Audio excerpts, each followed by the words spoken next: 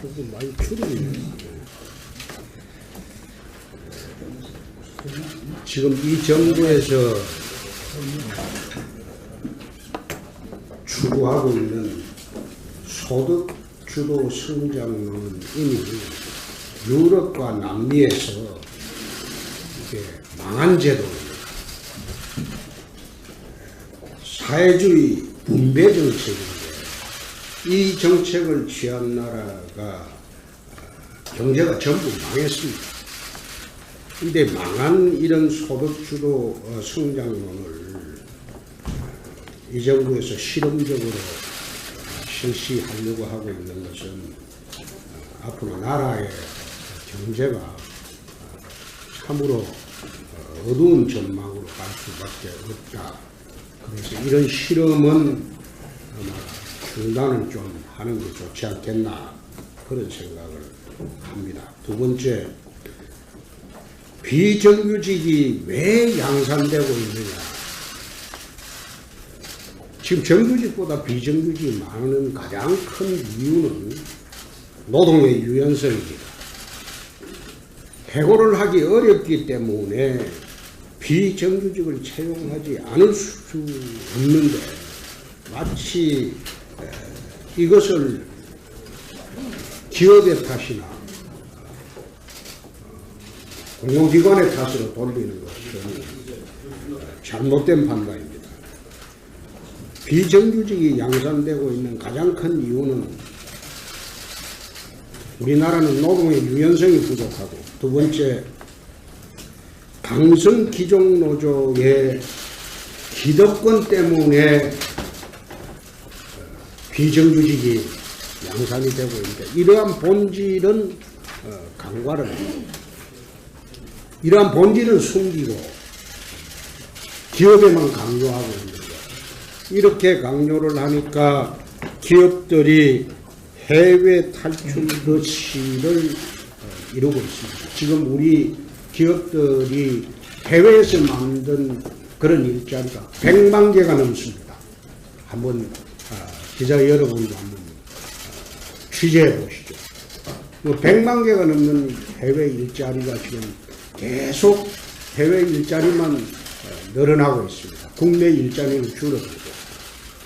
그래서 정부에서 다시 한번 검토를 해 주시기 바라고, 세 번째, 세계 3대 원전 강국을 충동적으로 좌파 시민단체가 주장한다고 해서 또 PK 지역에 내년 지방선거 대책으로 갑자기 법에 근거도 하지 않고 대통령의 일종의 긴급 명령으로 이런 조치를 취하고 있다는 것은 앞으로 참 이 나라의 제조업의 전체에 암울을 들이우는 그런 조치라고 할 것입니다. 우리나라가 전기료가 상대적으로 굉장히 쌉니다. 전기료가 싼 가장 큰 이유 중에 하나가 원전 때문입니다. 그래서 앞으로 전기료 폭등이 올 것이고, 제조업이 위축이 되게 되면 나라 전체가 경제가 정말로 어려워진다. 5년짜리 정부가 100년을 바라보는 에너지 정책을 이런 식으로 취급한다는 것은 참으로 무책임한 일이다. 결국 실험 정부에 검증되지 않는 정책 실험을 하고 난 뒤에 피해를 입는 사람들은 고스란히 이 나라 국민들이다. 그렇게 생각을 합니다. 최근에 저희 당에서 담배세, 유류세, 서민 감세를 추진하고 있는 것을 거꾸로 민주당에서 비난을 하고 있습니다. 담배세 우리가 인상을 한 것이 너희들인데 인하를 하려고 하느냐, 이런 식으로 비난도 하지만 담배세 인상을 하려고 할 때 그렇게 반대한 민주당, 또 인하에는 왜 반대를 하고 있는지 그것도 참 아이러니컬한 그런 문제입니다. 그래서 민주당이 담배세 인상을 하려고 할 때 그렇게 반대했듯이 인하에는 찬성을 해주도 부탁 말씀드리고 유류세 인하도 마찬가지로 서민 감세 차원에서 우리가 추진하는 것이기 때문에 민주당 입만 벌리면 서민 이야기를 하는 민주당이 서민 감세에는 앞장서서 협조를 하도록 부탁 말씀을 드립니다. 오늘은 휴가 전이라서 좀 길게 이야기했습니다. 적정하게 당에서 여야정 협의체 구성을 들고 나오고 있습니다. 먼저 여야정 협의체 구성을 하려면 이 문재인 정부가 야당의 존재의의를 먼저 인정해야 합니다. 지금 최근에 문재인 정부의 행태를 보면 소위 독선과 독주, 또 협치정신 무시, 국회 무시, 야당 무시로 일관하고 있는데 이런 상태에서 여야정 협의체를 구성해봤자 무슨 의미를 갖겠습니까? 야당의 뜻을 존중하고 국정의 파트너로서 인정하는 인식의 전환, 또 자세의 전환이 전제되어야 된다 이렇게 생각합니다. 특히 문재인 대통령의 최근의 국정 운영 방식, 특히 인사에서 나타나는 이런 것을 보면 야당의 의사를 전혀 철저히 무시하고 나홀로 모든 것을 결정하고 나만이 최선의 최고의 선이다 이런 의미의 독선 독주 행태를 벌이고 있습니다. 둘째, 이번에 증세 문제가 논의가 되고 있는데 이 증세 문제를 논의하기 위해서 이 여야정 협의체를 구성한다고 한다면 저는 이것은 증세 정책을 밀어붙이기 위한 수단으로 여야정 협의체를 이용하려는 것이 아닌가 하는 생각을 갖습니다. 여야정 협의체에서 논의하는 것은 국가적 현안에 대해서 최고 수준의 테이블이 되어야 됩니다. 증세를 위해서 야당을 끌어들이기 위한 일시적 수단으로 만약에 여야정 협의체를 이용한다고 한다면 이것은 본말을 전도한 것이다 라는 말씀을 드립니다. 세 번째, 우리나라 국회는 상임위 중심주의를 택하고 있습니다. 이 상임위원회에서 이런 입법 과제와 현안에 대해서 충분한 논의가 이루어지는 것이 순서입니다. 모든 것을 여야정 협의체에서 먼저 논의하고 결론을 내겠다고 한다면 국회의 존재 의의가 무엇입니까? 국회에서 충분히 논의되고 난 뒤에 혼선이 있다든지 장기적인 시간이 걸린다든지 여러 가지 다른 요인이 있을 때 협의체에서 논의하는 것이 순서라고 봅니다. 또 협의체 구성도 책임 있는 원내 교섭단체를 중심으로 이루어져야 된다고 봅니다.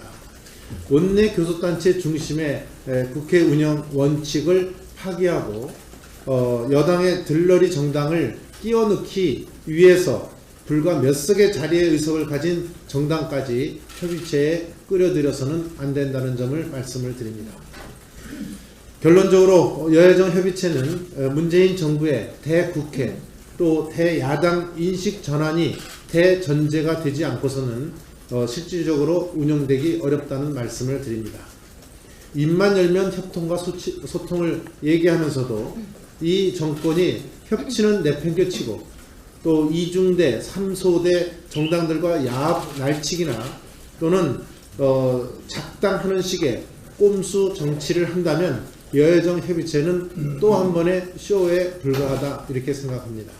문재인 대통령이 스스로 정한 5대 비리 배제 원칙을 5대 비리 공약 파기에 대해서 국민께 진솔하게 사과를 하고 또 독선과 독주를 넘어서 위험한 실험과 또 과속, 폭주로 일관하는 정책 추진에 대해서 자성과 인식의 전환을 촉구합니다. 이게 망한 제도입니다. 사회주의 분배 정책입니다. 이 정책을 취한 나라가 경제가 전부 망했습니다. 근데 망한 이런 소득주도 성장론을 이 정부에서 실험적으로 실시하려고 하고 있는 것은 앞으로 나라의 경제가 참으로 어두운 전망으로 갈 수밖에 없다. 그래서 기업에만 강조하고 있는 것.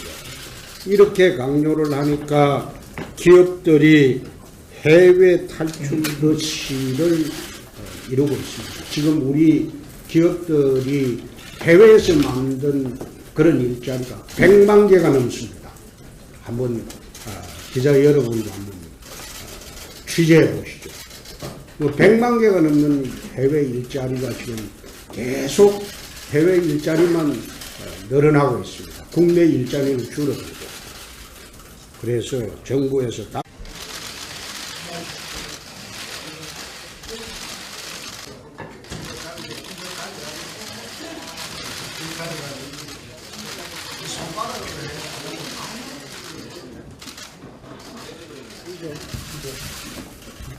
조금 많이 줄이네. 지금 이 정부에서 추구하고 있는 소득 주도 성장론은 이미 유럽과 남미의 이런 실험은 아마 중단을 좀 하는 게 좋지 않겠나 그런 생각을 합니다. 두 번째, 비정규직이 왜 양산되고 있느냐. 지금 정규직보다 비정규직이 많은 가장 큰 이유는 노동의 유연성입니다. 해고를 하기 어렵기 때문에 비정규직을 채용하지 않을 수 없는데 마치 이것을 기업의 탓이나 공공기관의 탓으로 돌리는 것은 잘못된 판단입니다.